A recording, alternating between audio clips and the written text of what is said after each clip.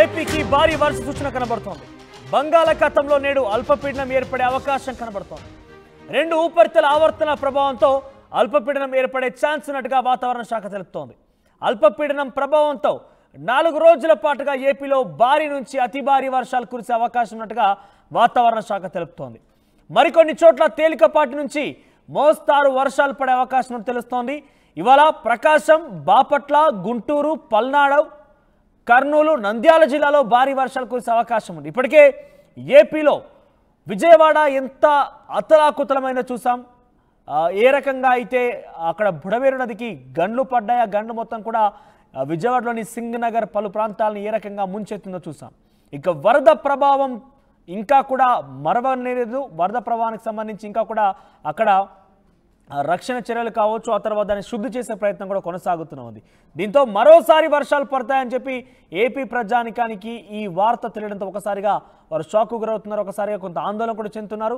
అసలు ఎక్కడెక్కడ ఏ ప్రాంతాల్లో వర్షం పడే అవకాశం ఉంది, వాతావరణ శాఖ అధికారులు ఏం చెప్తున్నారు ఒకసారి మా ప్రతినిధి శివరామకృష్ణ అందిస్తారు. వాతావరణం శాఖ అంచనా ప్రకారం మరో 24 గంటల్లో అల్పపీడనం ఏర్పడుతుందని, రానున్న రోజుల్లో దీని ప్రభావం ఏ విధంగా ఉండబోతుందని చెప్పి విశాఖ వాతావరణ కేంద్రం అధికారి శ్రీనివాస్ గారు మనతో పాటు ఉన్నారు. సార్ చెప్పండి, ఏ విధంగా ఉండబోతుంది అల్పపీడనం?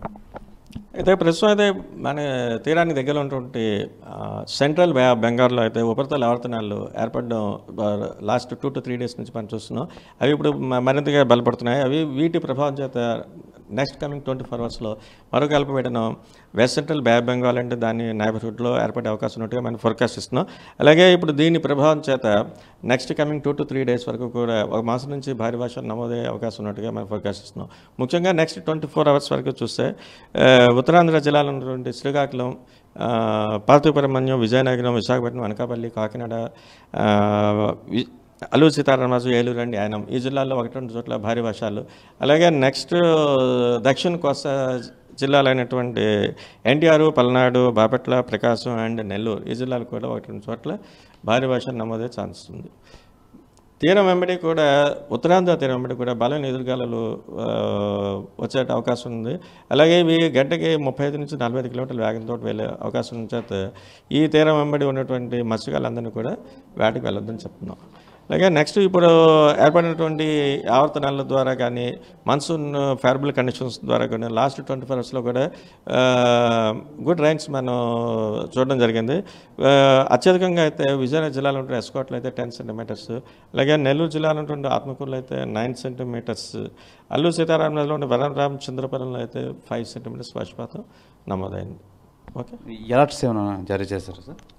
అలర్ట్స్ అయితే ప్రస్తుతానికి అయితే ఇవి భారీ వర్షం వరకే మనం ఫోర్కాస్ట్ ఇస్తున్న చేత ఎల్లో అలర్ట్స్ వరకే ఉంటాయి. ఈ అల్పపీడనం ప్రభావం మరో 24 గంటల్లో ఈ భారీ వర్షాలు అయితే పడే అవకాశం ఉందని చెప్పి అలాగే వాతావరణం శాఖ అయితే ఈ మత్స్యకారులకి వేటకు వెళ్ళే అవకాశం అయితే లేదు. అలాగే దీని ప్రభావం ఈదురుగాలులు వీచి భారీ వర్షాలు పడే అవకాశం అయితే ఉంది. మరో 24 గంటల్లో అయితే అల్పపీడనం ప్రభావం ఉంటుందని చెప్పి విశాఖ వాతావరణ కేంద్ర అధికారి శ్రీనివాస్ అయితే తెలియజేస్తున్నారు. కెమెరామెన్ అజయ్తో శివరామకృష్ణ, RTV, విశాఖ వాతావరణ కేంద్రం నుంచి.